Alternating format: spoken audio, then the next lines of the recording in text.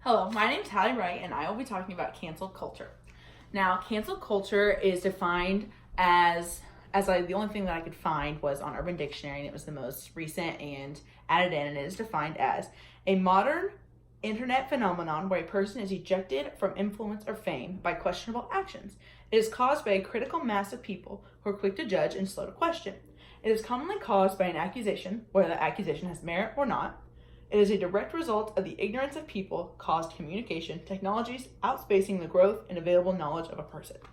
Now, basically that means that if a person is in a scandal, which is, for lack of a better word, scandal, or has had something, a rumor spread about them, or a comment or anything, if they've said something kind of controversial, it gives the public basically a stanza or any type of merit to stand on to say that we don't support you anymore, we don't want you in the community, we don't want to listen to you anymore, we're going to give you our attention.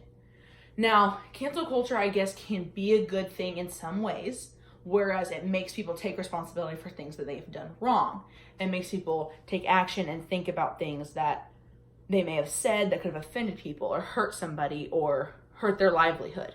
Now, on the other hand, cancel culture is also a very bad thing because it then gives, not that I want to blame the public, but it then gives the public or the viewers of content or of sporting events or the viewers of anything, it gives us a platform to then barge on other people's personal things. Like on YouTube, let's give that an example. That is the most prevalent thing where cancel culture is huge. People make merch out of it. It is a ginormous platform for people to basically just put their opinions out on there. And that comes with a lot of controversy and a lot of issues. Now, one of the biggest things that have happened in, I think it was actually last year, maybe been 2018 or very early 2019, was that Tati Westbrooks and James Charles both released a video about each other. First one was from Tati, and it was titled Bye Sister. Now, this was about her issues with James Charles, and she basically addressed how they were not friends anymore. She did not support him, and that he had used his fame and his fortune and his platform to basically make straight men try to do things with him. That he was basically being a predator and seducing them and using his fame and his money to get them to do things. Now, her video was very not based on anything factual. There was not very many things in it that could be pulled out that people could really believe, but a lot of people hopped right on this and hated him. He lost millions of subscribers in a week. 2 or 3 million, I believe. I think he was at like 16, dropped down to about 13. I think it was about 3 million. He dropped very quickly, some of the fastest downfalling anybody has ever seen in the YouTube history. It was huge, and people were shocked.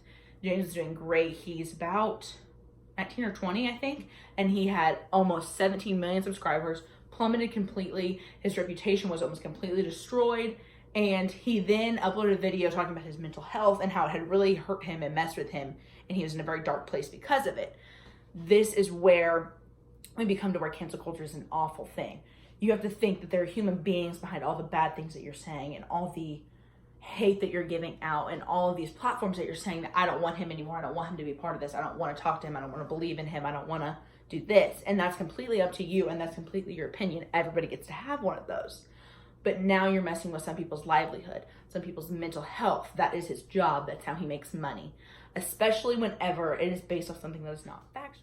Now, for the fact of Tati and James, her video was not the most factual thing ever. There was not a lot of receipts or anything saying that this had happened. Now, eventually, after she posted this video, a lot of men did come forward saying that James had done things to them or had tried to seduce them and use his money or his platform to come across as making straight men do things. Now, a lot of these were not actual claims and were just trying to get clout or to come in and get some fame off of a little squabble. Now, the boy said that was mentioned did make a video saying that he did not feel that James was doing bad things to him or that he did not feel seduced or pressured or anything like that, which ceased some of the hate. But again, Tati was not being completely factual, and there were so many people that degraded James, basically were leaving him hate comments completely. He went on a break for like months, and that is awful. That is someone's mental health. That is someone's job. That is how he makes money. That is how he lives. He is, again, a child to most people. He is 19 years old, maybe 20. but he's a kid. And there's a lot of hateful things that can be said and that can hurt somebody, especially living on your own, making your own money. He's doing all of that for himself. And things like that can really damage a person's reputation, especially if you make money in the public. Now, this is the point where I find cancel culture not to be needed, necessary. I think that it is dumb, and I think that it is completely overused in today's society.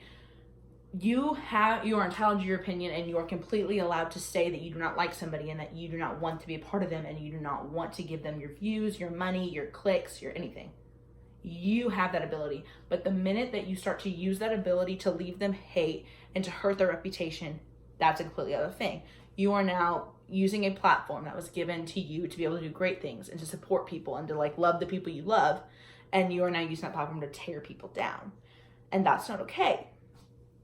The whole thought process behind cancel culture is to make people realize that they have done something wrong. And that's completely okay to call people out and tell them that they have done something wrong and that they are not allowed to do that anymore. Completely okay.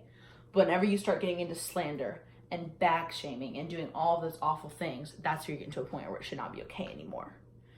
Now, in conclusion, I just want to wrap it up by saying that cancel culture is okay in some scenarios. Do I think that it is helping us? Not really. It's really easy to call somebody out and make them apologize for their wrongs without completely trashing their name and making them irrelevant and wanting no one to ever support them ever again. Whereas if we just tell each other what we think about each other, fix what the problem is, and handle things in less of a public viewing, this wouldn't be an issue to begin with. So just for future reference, keep your comments nice and clean. If you have a problem with somebody, address it behind closed doors, and try not to cancel anybody. Thank you.